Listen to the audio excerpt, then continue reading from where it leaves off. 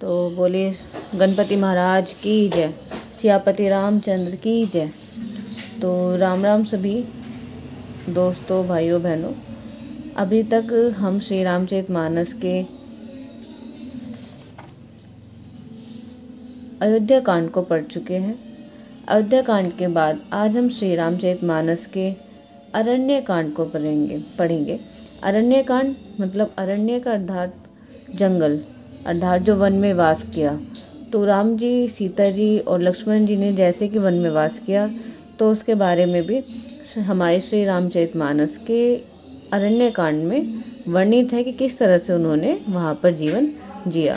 और आइए जानते हैं किस तरह से उन्होंने अपना जीवन उस वन में जिया 14 साल के लिए। तो बोलिए सियापति रामचंद्र की जय।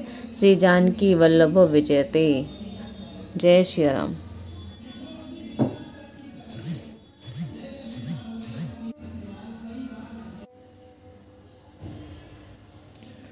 तो जैसे कि अरण्य कांड हमारा शुरू होता है, सबसे पहले श्लोक से शुरुआत है। मूल धर्मोत्तरे विवेक जलधे पूर्णमांत नंदनन वैराग्यभुंज भास्कर हास्य घन ध्वनापहम तापहम मोहाभ्रमो पुगपाट नवधेतो स्वयंभू शंकरा वंदे ब्रह्मणकूल कलशमन श्री राम भूमि प्रियम। अर्थात धर्म रूपी वृक्ष के मूल, विवेक रूपी समुद्र को आनंद देने वाले पूर्णचंद्र, वैराग्य रूपी कमल के विकसित करने वाले सूर्य, पाप रूपी घोर अंधकार को निश्चय ही मिटाने वाले, तीनों तापों को हरने वाले, मोह रूपी बादलों के समूह को छिन्न भिन्न करने वाले, क्रिया में आकाश से उत्पन्न पवन स्वरूप ब्रह्मा जी के वंशज आत्मज तथा कलंक नाशक महाराज श्री राम जी के प्रिय श्री शंकर जी की मैं वंदना करता हूँ, जिनका शरीर जलयुक्त मेघ के समान सुंदर श्यामवर्ण एवं आनंद घन है, जो सुंदर वाल्कलका पीत वस्त्र धारण किए हैं, जिनके हाथों में बाण है, धनुष है, कमर उत्तम तरकस के भार से सुशोभित है, कमल के समान विशाल नेत्र है और मस्तक पर जटाजूट धारण किए हैं। उन अत्यंत शोभायमान श्री सीता जी और लक्ष्मण जी सहित मार्ग में चलते हुए आनंद देने वाले श्री राम जी को मैं भजता हूँ। हे पार्वती, श्री राम जी के गुण है। पंडित और मुनि उन्हें समझकर वैराग्य प्राप्त करते हैं, परंतु जो भगवान से विमुख होते हैं उनका धर्म में प्रेम नहीं है। वे महामूढ़, उन्हें सुनकर मोह को प्राप्त होते हैं। पूर्ववासियों और भरत जी के अनुपम और सुंदर प्रेम का मैंने अपनी बुद्धि के अनुसार वर्णन किया, गान किया। अब देवता, मनुष्य और मुनियों के मन को भाने वाले प्रभु श्री राम जी वे अत्यंत पवित्र चरित्र सुनो, जिन्हें वे वन में कर रहे हैं। तो एक बार सुंदर फूल चुनकर श्री राम जी ने अपने हाथों से भांति भांति के गहने बनाए और सुंदर स्फटिक शिला पर बैठे हुए प्रभु ने आदरता के साथ वे गहने श्री सीता जी को पहनाए। देवराज इंद्र का मुख पुत्र जयंत कोवे का रूप बनाकर श्री रघुनाथ जी का बल देखना चाहता है, जैसे महान मंदबुद्धि चींटी समुद्र का था पाना चाहती है। वह मूढ़ मंदबुद्धि कारण से भगवान के बल की परीक्षा करने के लिए बना हुआ कौवा सीता जी के चरणों में चोंच मारकर भागा। जब रक्त बह चला तब श्री रघुनाथ जी ने जाना और धनुष पर सरकंडे का बाण संहार किया। श्री रघुनाथ जी जो अत्यंत ही कृपालु हैं और जिनका दिनों पर सदा प्रेम रहता है, उनसे भी उस अवगुणों के घर मूर्ख जयंत ने जाकर छल किया। मंत्र से प्रेरित होकर वह ब्रह्म बाण दौड़ा। कौवा भयभीत होकर भाग चला। वह अपना असली रूप धरकर पिता इंद्र के पास गया, पर श्री राम जी का विरोधी जानकर इंद्र ने उनको नहीं रखा। तब वह निराश हो गया। उसके मन में भय उत्पन्न हो गया, जैसे दुर्वासा ऋषि के चक्र से भय हुआ था। वह ब्रह्मलोक, शिवलोक और आदि समस्त लोकों में थका हुआ और भय शोक से व्याकुल होकर भागता फिरा, पर रहता तो दूर रहा। किसी ने उसे बैठने तक के लिए नहीं कहा। श्री राम जी के द्रोही को कौन रख सकता है। काकभूषुंडी जी कहते हैं कि हे गरुड़, सुनिए, उसके लिए माता मृत्यु के समान, पिता यमराज के समान और अमृत विष के समान हो जाता है। पितृ सैकड़ों शत्रुओं करने वाले लगने लगते हैं। देवनंदी गंगा जी उसके लिए वैतरणी यमपुरी की नदी हो जाती है। हे भाई सुनिए, जो श्री रघुनाथ जी से विमुख होता है, समस्त जगत उसके लिए अग्नि से भी अधिक गर्म जलाने वाला हो जाता है। नारद जी ने जयंत को व्याकुल देखा तो उन्हें दया आ गई, क्योंकि संतों का चित्त बड़ा कोमल होता है। उन्होंने उसे समझाकर तुरंत श्री राम जी के पास भेजा। उसने जाकर पुकार कर कहा, हे शरणागत हितकारी, मेरी रक्षा कीजिए। आतुर भयभीत जयंत को जाकर श्री राम जी के चरण पकड़ लिए और कहा, हे दयालु रघुनाथ जी, रक्षा कीजिए, रक्षा कीजिए। आपने अतुलित बल और आपकी अतुलनीय प्रभुता सामर्थ्य को मंदबुद्धि जान नहीं पाया था। अपने किए हुए कर्म को उत्पन्न हुए फल मैंने पा लिया। अब हे प्रभु मेरी रक्षा कीजिए, मैं आपकी शरण तक कर आया हूँ। शिव जी कहते हैं, हे पार्वती, कृपालु श्री रघुनाथ जी ने उनको अत्यंत दुख भरी वाणी सुनकर उसे एक आँख का काना बनाकर छोड़ दिया। उससे मोहवश द्रोह किया था, इसलिए यद्यपि उसका वध ही उचित था, पर प्रभु ने कृपा करके उसे छोड़ दिया। श्री राम जी के समान कृपालु और कोई नहीं, और कौन होगा। चित्रकूट में बसकर श्री रघुनाथ जी ने बहुत से चरित्र किए जो कानों के अमृत के समान प्रिय हैं।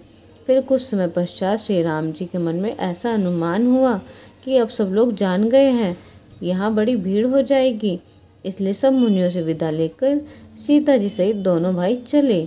जब प्रभु अत्रि जी के आश्रम में गए तो उनका आगमन सुनते ही महामुनि हर्षित हो गए, शरीर पुलकित हो गया। अत्रि जी ने उठकर दौड़े। उन्हें दौड़ा आते देखकर श्री राम जी को और भी शीघ्रता से चले आए।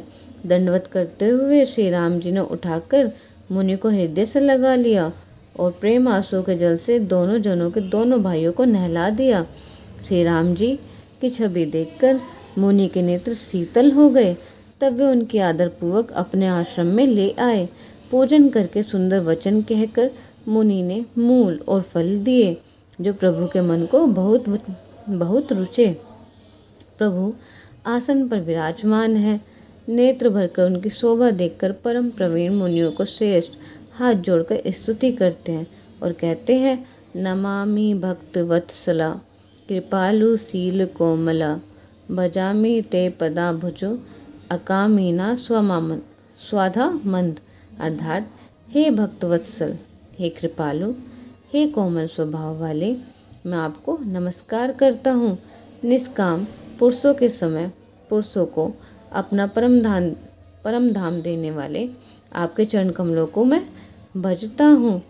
निकाम श्याम सुंदरा भवाबुध नाथ मंदरा प्रभु फुलकंज लोचना मदादि दोष मोचना।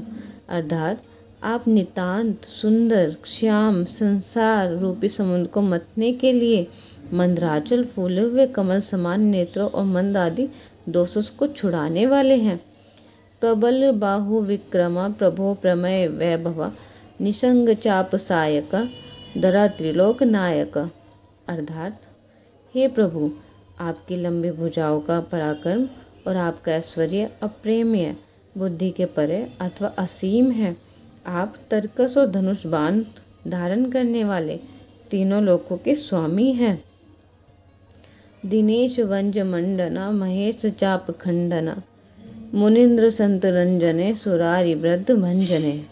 अर्थात सूर्य वंश के भूषण महादेवों के धनुष को तोड़ने वाले, मुनिराजों और संतों को आनंद देने वाले तथा देवताओं के शत्रु असुरों के समूह को नाश करने वाले हैं। मनोज वैरी वंदती अजाति देव सेविति विशुद्ध बौद्ध विग्रह समस्त दूसरापहा। अर्थात आप कामदेव शत्रु महादेव जी के द्वारा वंदित ब्रह्मा और देवताओं से सेवित विशुद्ध ज्ञान में विग्रह और समस्त दोषों को नष्ट करने वाले हैं। नमामि इंदिरापति सुखाकर सतागति भजे सशक्ति सानुजो सचीपति प्रियानुजो। अर्थात हे लक्ष्मीपते, हे सुखों की खान और सत्पुरुषों की एकमात्र गति, मैं आपको नमस्कार करता हूँ। हे सचीपति, इंद्र के प्रिय छोटे भाई वामन जी, स्वरूपा शक्ति श्री सीता जी और छोटे भाई लक्ष्मण जी सहित आपको मैं भजता हूँ। तव दध मूल ये नरा भजंती हीन मत्सरा पताति नो भवावणे वितर्क वीचि संकुले। अर्थात हे मनुष्य, डाह रहित होकर आपके चरण कमलों को सेवन करते हैं। वे तर्क वितर्क अनेक प्रकार के संदेह रूपी तरंगों से पूर्ण संसार रूपी समुद्र में नहीं गिरते, आवागमन के चक्कर में नहीं पड़ते। विविक्त वासिनी सदा भजन्ति मुक्तये मुदा निरस्य इंद्रियातिक प्रियातीते गति सवंक। अर्थात जो एकांतवासी पुरुष मुक्ति के लिए इंद्रियों का निग्रह करके उन्हें विषयों से हटाकर प्रसन्नतापूर्वक आपको भजते हैं, वे स्वकीय गति को अपने स्वरूप को प्राप्त होते हैं। तमेक मुंद प्रभु निराहमी श्रव विभु जगत गुरु च शास्ते तुरयमेव केवलः। अर्थात उन आपको जो एक अद्वितीय अद्भुत मायिक जगत से विलक्षण प्रभु सर्वसमर्थ इच्छा रहित ईश्वर सबके स्वामी व्यापक जगत गुरु सनातन नित्य तुरई तीनों गुणों सर्वथा पर और केवल अपने स्वरूप में स्थित है। भजामि भाववल्लभा कुयोगिनी सुदुर्लभा स्वभक्त कल्प पादप समसुसे विहमवः। अर्थात तथा जो भाव प्रिय कुयोगियों के विषय पुरुषों के लिए अत्यंत दुर्लभ, अपने भक्तों के लिए कल्प वृक्ष अर्थात उनकी समस्त कामनाओं को पूरी करने वाले, समपक्षपात रहित तथा सदा सुखपूर्वक सेवन करने योग्य हैं, मैं निरंतर भजता हूँ। अनूप रूप भूपति न तो मुँह वर्जिता पति प्रसिद्ध में नमामिते पदाब्ज भक्ति देही में। अर्थात हे अनुपम सुंदर, हे पृथ्वीपति, हे जानकीनाथ, मैं आपको प्रणाम करता हूँ, मुझ पर प्रसन्न होइए, मैं आपको नमस्कार करता हूँ, मुझे अपने चरण कमलों की भक्ति दीजिए। पठन्ति ये सत इंद नरादरेण ते पद व्रजन्ति नात्र शयन तव दिए भक्ति संयुक्ता। अर्थात जो मनुष्य इस स्तुति को आदरपूर्वक पढ़ते हैं वे आपकी भक्ति से युक्त होकर आपके परम पद को प्राप्त होते हैं, इसमें संदेह नहीं है। मुनि की विनती करके और फिर शीश नवाकर हाथ जोड़कर कहा, हे नाथ, मेरी बुद्धि आपके चरण कमलों को कभी न छोड़े। फिर परम शीलवती और विनम्र श्री सीता जी अत्रि जी की पत्नी अनुसुईया जी के चरण पकड़कर उनसे मिली। ऋषि पत्नी के मन में बड़ा सुख हुआ। उन्होंने आशीष देकर सीता जी को पास बैठा लिया और उन्हें एक ऐसा दिव्य वस्त्र और आभूषण पहनाए जो नित्य नित्य नए निर्मल और सुहावने बने रहते हैं। फिर ऋषि पत्नी उनके बहाने मधुर और कोमल वाणी से स्त्रियों के कुछ धर्म बखान कर कहने लगी और कहा, हे राजकुमारी सुनिए, माता पिता भाई सब हित करने वाले हैं, परंतु ये सब एक सीमा तक ही सुख देने वाले हैं। परंतु हे जानकी, पति तो मोक्ष रूप असीम सुख देने वाला है। वह स्त्री अधम है जो ऐसे पति की सेवा नहीं करती। धैर्य, धर्म, मित्र और स्त्री, इन चारों की विपत्ति के समय ही परीक्षा होती है। वृद्ध, रोगी, मूर्ख, निर्धन, अंधा, बहरा, क्रोधी और अत्यंत ही दीन, ऐसे भी पति का अपमान करने से स्त्री यमपुरी के भांति भांति के दुख पाती है। शरीर, वचन और मन के पति के चरणों में प्रेम करना स्त्री के लिए बस एक यही धर्म है, एक ही व्रत है और एक ही नियम है। जगत में 4 प्रकार से पतिव्रताएं हैं। वेद, पुराण और संत सब ऐसा कहते हैं कि उत्तम श्रेणी की पत्नी पतिव्रता के मन में ऐसा भाव बसा रहता है कि जगत में मेरे पति को छोड़कर दूसरा पुरुष स्वयं में नहीं है। मध्यम श्रेणी की पतिव्रताएं पराये पति को कैसे देखती हैं, जैसे वह अपना सगा भाई, पिता या पुत्र हो, अर्थात समान अवस्था वाले को वह भाई के समान रखती है, बड़े को पिता के रूप में और छोटे को पुत्र के रूप में देखती है। जो धर्म को विचार कर और अपने कुल की मर्यादा समझकर बची रहती है वह निकृष्ट निम्न श्रेणी की स्त्री है, ऐसा वेद कहते हैं। और जो स्त्री मौका ना मिलने पर यह भयवश पतिव्रता बनी रहती है, जगत में उसे अधम स्त्री जानते हैं। पति को धोखा देने वाली जो स्त्री पराये पति से रति करती है वह तो 100 कल्प तक रौरव नकर में पड़ी रहती है। क्षण भर में सुखों के लिए जो 100 करोड़ असंख्य जन्मों को दुखों को नहीं समझती, उसके समान दुष्टा कौन होगी। जो स्त्री छल छोड़कर पति व्रत को धर्म को ग्रहण करती है वह बिना ही परिश्रम के परम गति को प्राप्त होती है। किंतु जो पति के प्रति प्रतिकूल चलती है वह जहाँ भी जाकर जन्म लेती है वहीं जवानी पाकर भरी जवानी में विधवा हो जाती है।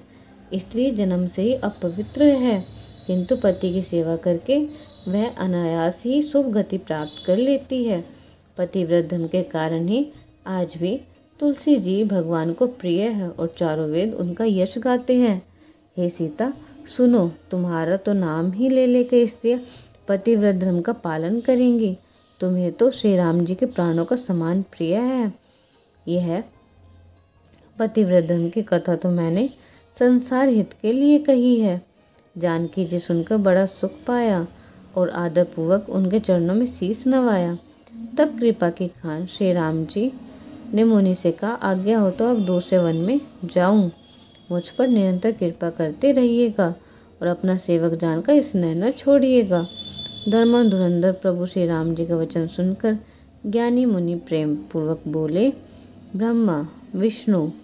ब्रह्मा शिव और सनकादि सभी परमार्थवादी तत्ववेता जिनकी कृपा चाहते हैं, हे राम जी आप वही निष्काम पुरुषों की भी प्रिय और दीनों के बंधु भगवान हैं जो इस प्रकार कोमल वचन बोल रहे हैं। अब मैंने श्री लक्ष्मी जी की चतुराई समझी, जिन्होंने सब देवताओं को छोड़कर आप ही को भजा। जिसके समान सब बातों में अत्यंत बड़ा और कोई नहीं है, उसका शील भला ऐसा कौन न होगा। मैं किस प्रकार कहूँ कि हे स्वामी अब आप जाइए, हे नाथ आप अंतर्यामी हैं, आप ही कहिए। ऐसा कहकर धीर मुनि प्रभु को देखने लगे।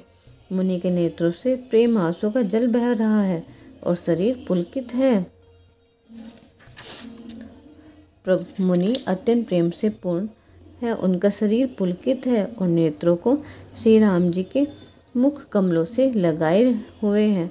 मन में विचार रहे हैं कि मैंने ऐसे कौन से जप तप किए थे जिसके कारण सत ज्ञान गुण और इंद्रियों से परे प्रभु के दर्शन पाए। जब योग और धर्म समूह के मनुष्य अनुपम भक्ति को पाता है, श्री रघुवीर जी के पवित्र चरणों की तुलसीदास जी रात दिन गाता है। श्री राम जी का सुंदर यश कलयुग के पापों को नाश करने वाला, मन को दमन करने वाला और सुख का मूल है। जो लोग इसे आदर पूर्वक करते हैं, सुनते हैं, उन पर श्री राम जी प्रसन्न रहते हैं। यह कठिन कली काल पापों का खजाना है, उसमें न धर्म है, न ज्ञान है, न योग है, न जप ही है। इसमें तो जो लोग सब भरोसों को छोड़कर श्री राम जी को भजते हैं वे ही चतुर हैं। मुनि के चरण कमलों में शीश नवाकर देवता मनुष्य और मुनियों के स्वामी श्री राम जी वन को चले। आगे श्री राम जी और उनके पीछे छोटे भाई लक्ष्मण जी हैं। दोनों ही मुनियों का सुंदर वेश बनाए अत्यंत सुशोभित है। दोनों के बीच में श्री जानकी जी कैसे सुशोभित हैं, जैसे ब्रह्मा और जीव के बीच माया हो। नदी, वन, पर्वत और दुर्गम घाटियाँ सब अपने स्वामी को पहचान कर सुंदर रास्ता दे देते हैं। जहाँ जहाँ देव श्री रघुनाथ जी जाते हैं वहाँ वहाँ बादल आकाश में छाया जाते हैं। रास्ते में जाते हुए विराट राक्षस मिला, सामने आते श्री रघुनाथ जी ने उसे मार डाला। श्री राम जी के हाथ से मरते ही उसने तुरंत दिव्य रूप प्राप्त कर लिया। दुखी देखकर प्रभु ने उसे अपने परम धाम को भेज दिया। फिर वह सुंदर छोटे भाई लक्ष्मण जी सीता जी के साथ वहाँ आए जहाँ मुनि सरभंग जी थे। श्री राम जी का मुख कमल देखकर मुनि श्रेष्ठ नेत्र रूपी भोरे अत्यंत आदरपूर्वक उनका मकरंद रस पान कर रहे हैं। सरभंग जी का जन्म धन्य है। मुनि जी ने कहा, हे कृपालु रघुवीर, हे शंकर जी के मनरूपी मानसरोवर राजहंस, सुनिए, मैं आपको ब्रह्मलोक को जा रहा था। इतने में कानों से सुना कि श्री राम जी वन में आवेंगे। तब से मैं दिन रात आपकी राह देखता रहा हूँ। अब आज आप प्रभु देख लिया, मेरी छाती शीतल हो गई। हे नाथ, मैं अब साधनों से हीन हूँ। आपने अपना दीन सेवक जानकर मुझ पर कृपा की है। हे देव, यह सब कुछ मुझ पर उनका एहसान नहीं है। हे भक्त मंचोर, ऐसा करके आपने अपने प्रण की रक्षा की है। अब इस दिन के कल्याण के लिए तब तक यहाँ ठहरिए जब तक मैं शरीर छोड़कर आपसे आपके धाम में ना मिलूं। योग, यज्ञ, जप, तप, जो कुछ व्रत आदि भी मुनि ने किया था, सब प्रभु को समर्पण करके बदले में भक्ति का वरदान ले लिया। इस प्रकार दुर्लभ भक्ति प्राप्त करके फिर चिता रचकर मुनि सरभंग जी हृदय सब आसक्ति छोड़कर उस पर जा बैठे। हे नील मेघ के समान श्याम शरीर वाले सगुण रूप श्री राम जी, सीता जी और छोटे भाई लक्ष्मण जी सहित प्रभु आप निरंतर मेरे हृदय में निवास कीजिए। ऐसा कहकर सरभंग जी ने योगरी से अपने शरीर को जला डाला और श्री राम जी ने कृपा से वे बैकुंठ को चले गए। प्रभु भगवान में लीन इसलिए नहीं हुए कि उन्होंने पहले ही भेद भक्ति का वर ले लिया था। ऋषि समूह मुनि से सरभंग जी को यह दुर्लभ गति देखकर अपने हृदय में विशेष रूप से सुखी हुए। समस्त मुनिवृंद श्री राम जी की स्तुति कर रहे हैं और कह रहे हैं कि शरणागत हितकारी करुणा के मूल प्रभु की जय हो। फिर श्री रघुनाथ जी आगे वन में चले। श्रेष्ठ मुनियों ने बहुत से समूह उनके साथ हो लिए। हड्डियों का ढेर देखकर श्री रघुनाथ जी को बड़ी दया आई। उन्होंने मुनियों से पूछा और मुनियों ने कहा, हे स्वामी, आप सर्वदर्शी, सर्वज्ञ और अंतर्यामी सबके हृदय की जानने वाले हैं। जानते हुए भी अनजान की तरह हमसे पूछ रहे हैं। राक्षसों के दलों ने सब मुनियों को खा डाला है। यह सब उनकी हड्डियों के ढेर हैं। यह सुनते ही श्री रघुनाथ जी के नेत्रों में जल छा गया। उनकी आंखों में करुणा के आंसू भर आए। श्री रघुनाथ जी की भुजा उठाकर प्रण किया कि मैं पृथ्वी को राक्षसों से रहित कर दूंगा।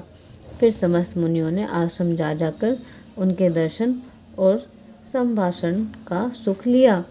मुनि अगस्त्य जी ने एक सुतीक्ष्ण नाम का सुजान ज्ञानी शिष्य थे। उनकी भगवान में प्रीति थी। वे मन, वचन और कर्म से श्री रघुनाथ जी, श्री राम जी के चरणों के सेवक थे। उन्हें स्वप्न में भी किसी दूसरे देवता का भरोसा नहीं था। उन्होंने जो ही प्रभु का आगमन कानों से सुन पाया, तो ही अनेक प्रकार का मनोरथ करते हुए वे आतुरता शीघ्रता से दौड़ चले। हे विधाता, क्या दीन बंधु श्री रघुनाथ जी मुझ जैसे दुष्टों पर भी दया करेंगे? क्या स्वामी श्री राम जी के छोटे भाई लक्ष्मण जी सहित मुझसे उनकी सेवक की तरह मिलेंगे? मेरे हृदय में दृढ़ विश्वास नहीं होता, क्योंकि मेरे मन में भक्ति, वैराग्य, ये ज्ञान कुछ भी नहीं है। मैंने न तो सत्संग, योग, जप अथवा यज्ञ ही किए हैं और न ही प्रभु के चरण कमलों को मेरे दृढ़ अनुराग ही है। हाँ, दया के भंडार प्रभु की एक बाण है और जिसे किसी दूसरे का सहारा नहीं है, यह उसे प्रिय होता है। भगवान के इस बाण का स्मरण करते ही मुनि आनंद मग्न होकर मन ही मन कहने लगे, आह, भवबंधन से छुड़ाने वाले प्रभु के मुखार विंदों को देखकर आज मेरा नेत्र सफल होंगे। शिव जी कहते हैं, हे भवानी, ज्ञानी मुनि प्रेम में पूर्ण रूप से निमग्न है, उसकी यह दशा कहीं नहीं जाती है। तो बोलिए श्रीपति रामचंद्र की जय। तो दोस्तों, आज मैंने श्री रामचरितमानस के अरण्य कांड का अभी थोड़ा सा ही पढ़ा है। आगे हम और पढ़ेंगे अगले पाठ में। तब तक के लिए राम राम। और जय सिया राम। बोलो सियापति रामचंद्र की जय। और ऐसे ही सुनते रहिए हमारे